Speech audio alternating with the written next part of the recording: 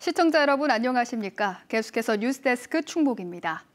며칠 전 15분간의 짧은 폭우에 충주 도심 일부가 침수되고 트럭이 빠지는 사고가 났습니다. 국지성 집중호우가 빈번해지면서 빗물 처리 시설의 중요성이 더욱 커지고 있는데요. 충북에서 가장 활발하게 빗물 처리 시설을 늘리고 있는 충주시의 사례를 이승준 기자가 보도합니다. 충주 도심의 6차선 도로가 불어난 빗물에 잠겼습니다. 차들은 물보라를 일으키며 조심스럽게 교차로를 지나고 강한 수압에 맨홀 뚜껑이 제자리를 벗어나 물줄기가 솟구쳐 오릅니다. 신호 대기 중이던 트럭은 갑작스러운 집안 치마로 뒷바퀴가 빠져 위태롭게 기울어져 있습니다. 지난 8일 오후 충주에 15분 만에 24.6mm, 1시간으로 환산하면 시간당 100mm에 가까운 국지성 집중호우가 쏟아졌습니다. 한 20분, 30분도 안 됐을 거예요. 아마 20분 정도 됐을 거예요. 아마 폭우가 내려오다 보니까 이제 그게 물이 나갈 데가 없으니까 이제 역류를 해버린 것 같더라고요.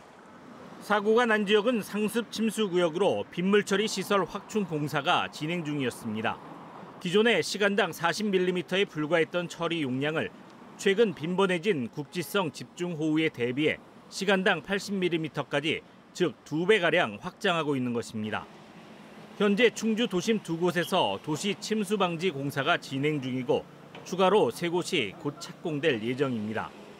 대부분 2, 3년씩 차량 통행을 제한하고 도로를 파헤치는 대규모 공사입니다. 투입되는 예산만 1,600억이 넘습니다. 시민 불평과 민원이 빗발치지만 안전한 도시를 위해 미룰 수 없는 사업입니다.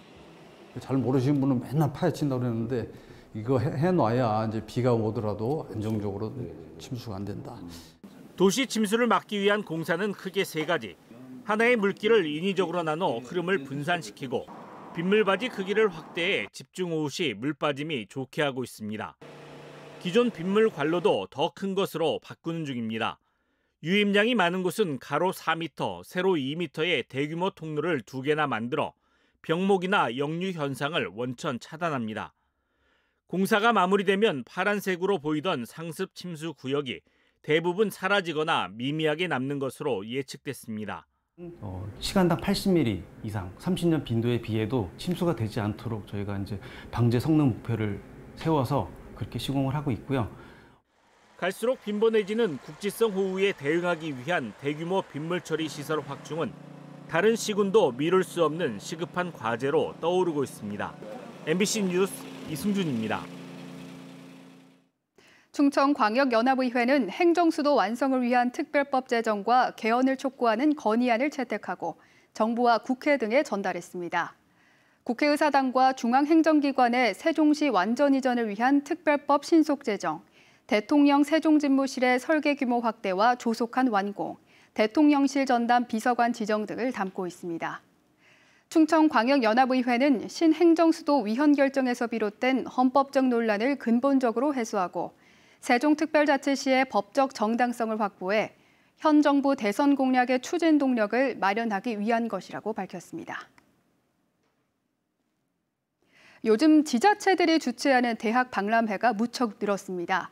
수도권 대도시와 달리 지방 소도시와 농촌 지역 학생들은 생생한 대입 정보를 얻는 게 쉽지 않기 때문인데요. 학생들이 입시 때문에 지역을 떠나는 것을 막아야 하는 고민도 담겨 있습니다. 신병관 기자입니다. 음성금빛체육센터가 학생들로 북적입니다. 교육발전 특구 사업의 하나로 진행된 대학 전공 박람회.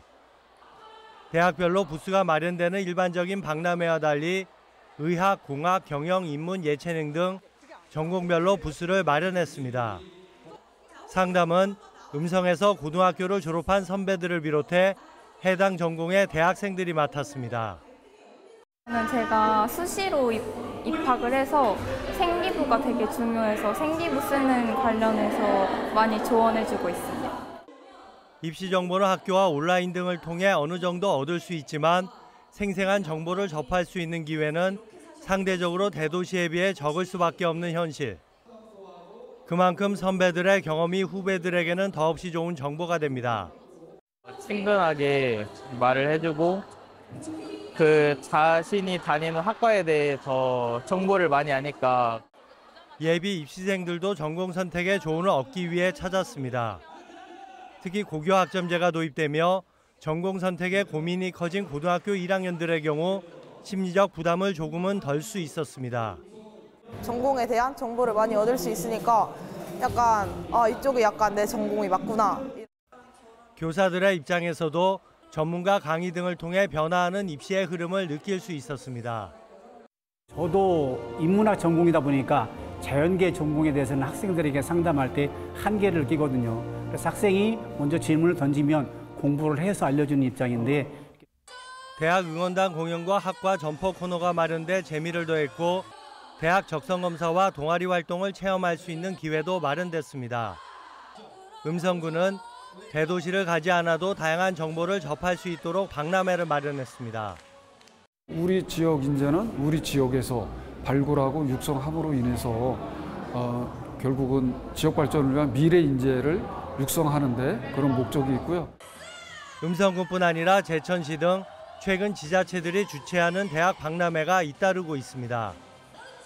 대학 입시는 정보 싸움이라는 말까지 나오는 현실에서 지자체의 대학 박람회에는 학생들이 입시 때문에 지역을 떠나는 것만은 막아야 할 고민도 담겨 있습니다. MBC 뉴스 신병관입니다. 충북도 내 중고등학교 대부분이 이번 주부터 본격적인 방학에 들어갑니다. 131개구가 이번 주 중 방학식을 하는 것을 비롯해 도내 중고등학교가 순차적으로 여름방학에 들어갑니다. 중학교는 평균 28일, 고등학교는 평균 25.3일입니다. 초등학교의 경우 증평삼보초가 60일로 가장 방학이 길고 가장 짧은 학교는 겨울방학에 성명공사를 하는 청주 한벌초로 이번 여름방학은 9일입니다. 수입 감소로 어려움을 겪고 있는 청주 지역 택시가 추가로 감차됩니다.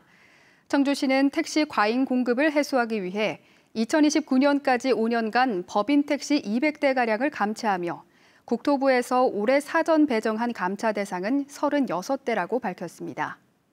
한편 청주시정연구원이 수행한 연구 용역 결과 청주 지역의 적정 택시 총량은 3,447대였습니다. 지금까지 충북 소식 전해드렸습니다. 고맙습니다.